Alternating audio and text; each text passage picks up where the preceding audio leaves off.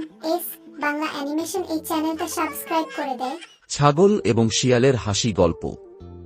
এক উজ্জ্বল সকালে একটি চালাক শিয়াল খাবারের সন্ধানে বনের মধ্যে ঘুরছিল।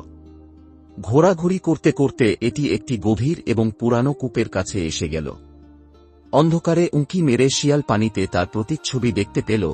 হয়তো নিচে মাছ আছে, আমি নিচে গিয়ে মজা করে খাব। খুব একটা চিন্তা না করেই ওটা কূপে ঝাঁপিয়ে পড়ল। নিচে গিয়ে বুঝতে পারল যে আমি আর বের হতে পারবে না। শেয়াল আটকে গেল। কয়েক ঘন্টা পর একটি কৌতূহলী ছাগল কূপের পাশ দিয়ে হাঁটছিল। কূপ থেকে মৃদু হাসির শব্দ শোনা গেল। এমন গভীর জায়গায় কে হাসতে পারে? ছাগল বিস্মিত। কূপের উপর উঁকি দিয়ে নিচে শিয়ালটিকে দেখে ছাগলটি হাসছে এবং হাসছে। শেয়াল, তুমি হাসছ কেন? আর তুমি নিচে কেন? ছাগল জিজ্ঞেস করল।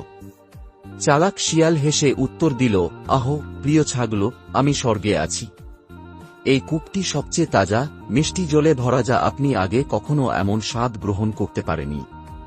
আমি শুধু আমার সৌভাগ্য দেখে অবাক হয়েছিলাম। লোভী ও তৃষ্ণার্ত ছাগলটি প্রলুব্ধ হল। আমি নিজের জন্য এই মিষ্টি জল চেষ্টা করতে পারি, এটা এক্সক্লেইমড। নিচে এসো, শিয়াল ছাগলকে উৎসাহিত করেছে। আমাদের দুজনের জন্যই অনেক কিছু আছে। কিছু না ভেবে ছাগলটি কুজোতে লাফিয়ে পড়ল। এটি লোভের সাথে জল থেকে পান করেছিল, কিন্তু যখন পান করা শেষ হল তখন ছাগলটি সত্যটি উপলব্ধি করতে পারল। ছাগলটি শিয়ালের সাথে আটকা পড়ে গেল।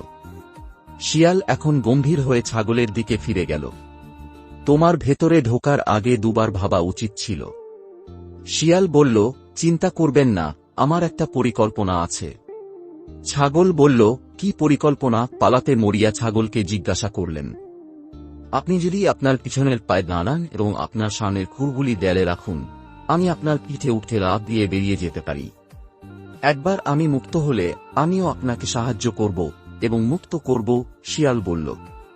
ছাগল শিয়ালকে বিশ্বাস করে শিয়ালের নির্দেশ মতোই কাজ করল। শিয়াল ছটতে ছাগলের পিঠে উঠে কূপ থেকে লাফিয়ে উঠল। একবার শিয়াল মুক্ত হল, শিয়াল ছাগলের দিকে তাকালো এবং মনে মনে হাসল। বোকা ছাগল, অভিনয়ের আগে যদি তুমি তোমার মস্তিষ্ক ব্যবহার করতে, তাহলে তুমি এখন ফাঁদে পড়তে না। শিয়াল বলল, বিদায় বিদায় বিদায়। ছাগল ছটফট করল। ছাগলটি তার মূর্খতা বুঝতে পারল। গল্পের নৈতিকতা শিক্ষা হল, আপনি কাজ করার আগে চিন্তা করুন এবং যে ব্যক্তি স্বার্থের বাইরে কাজ করে তার কথায় বিশ্বাস করবেন না।